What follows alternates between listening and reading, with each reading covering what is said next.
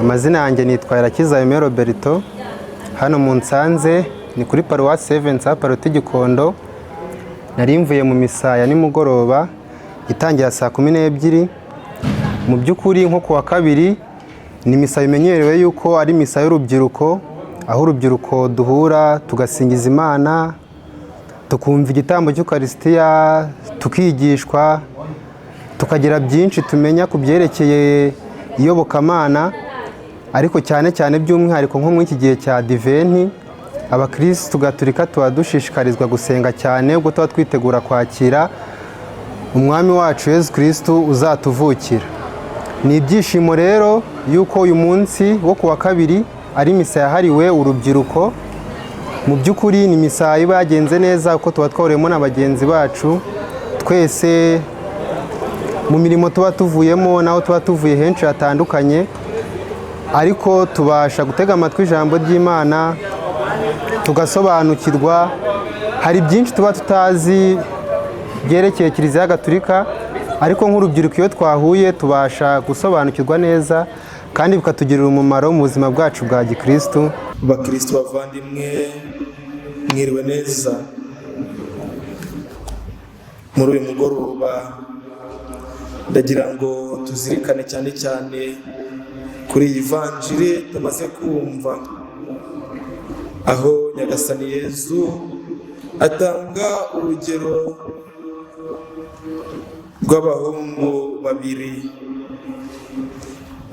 babiri imbere y'umubyeyi wabo, ngo umubyeyi wabo yarababwiye ahereye ku wa mbere ati, mwana wanjye uyu munsi ujya gukora mu muzabibu.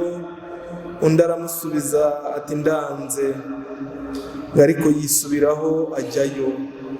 Niko kujya ku wa kabiri aramubwira ati, mwana wanjye ndashaka ko uyu munsi ujya kumura mu muzabibu. Undi aramubwira ati, yego mubyeyi, ariko ntiyajyayo. Iri jambo ry'Imana mbona icyo rishaka kutwumvisha cyangwa se icyo rishaka kutubwira ari uguhagarara ku ijambo, kwemera ibyo tuzakora. Umwana wa mbere ntabwo yabyemeye ariko yagiyeyo. Uwa kabiri arabyemera ariko ntiyajyayo. Ibi ngibi biduha urugero rwa wa mwana ushaka kugaragara neza mu maso ya se, ariko mu by'ukuri muri we huzuyemo ibibi, agasuzuguro ndetse n'ibindi wenda ntiriwe ndondora. Ndi kuzirikana kuri iri somo, umubyeyi namugereranya nk'Imana. Noneho abo bana babiri ni bamwe muri twe. Buri wese ashobora kuba umwana wa mbere cyangwa se uwa kabiri. Nyagasani hari ibyo adusaba, hari n'ibyo adutegeka, ariko rimwe na rimwe tukabyemera, tukamwizeza ko tuzamubera indahemuka, ariko mu gihe gito cyane kitarambiranye ugasanga twikoreye ibindi. Aho ngaho tuba tumeze nka wa mwana wa mbere wemereye se ngo ndajyayo ariko ntiyajyayo. Hari n'abandi wenda Nyagasani ageraho ubwa mbere bakanangira umutima, ubwa kabiri bakanangira umutima, ariko nko ku nshuro ya gatatu bakemera ibyo Nyagasani ababwira, ahasigaye bakamubera abahamya. Abo ngabo nabagereranya nka wa mwana wa kabiri. Bavandimwe, buri wese hano hari umwanya yakishyiramo. Mu by'ukuri aho kugira ngo wemere ibintu nurangiza ntubikore, murabizi no mu buzima bwacu busanzwe, iyo umuntu aje agusanga agusaba ubufasha ukamwemerera ukamubwira ati humura nzagufasha, warangiza ugatera agati mu ryinyo ndetse ukanibagirwa ko wamugiriye isezerano, icyo gihe uramubabaza, umubabariza umutima, uba ubaye umuhemu. Ariko niba wa wundi aje akaza gusaba ubufasha ukamubwira uti muri aka kanya nta kintu mfite, ariko mu by'ukuri hamwe n'Imana ndabizi neza ko ejo cyangwa se ejo bundi wenda hari icyo nzaronka, uwo nguwo agasohoza isezerano rye kuko yaryemeye. Uwo niwe muntu dukeneye, uwo niwe muntu ukenewe muri iyi si yacu, iyi si ya none. Muri aba bana babiri njyewe nashatse kumukongeraho n'uwa gatatu. Uwa mbere byemera gukora ibintu ariko ntabikore, uwa kabiri ntabyemera ariko akabikora.